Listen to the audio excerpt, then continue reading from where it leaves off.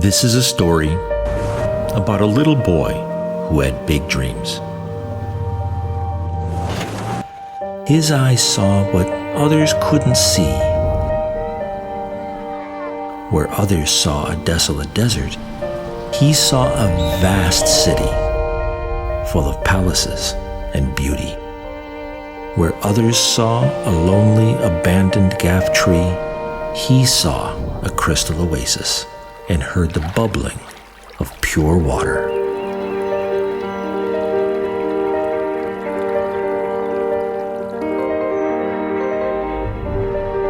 Some think this story is just a fairy tale, but I know it happened and is still happening, and you were a part of it.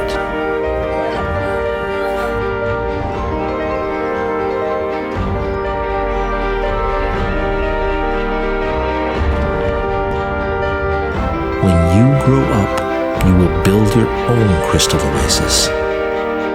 This will be a place where you can meet your family and friends and enjoy their company.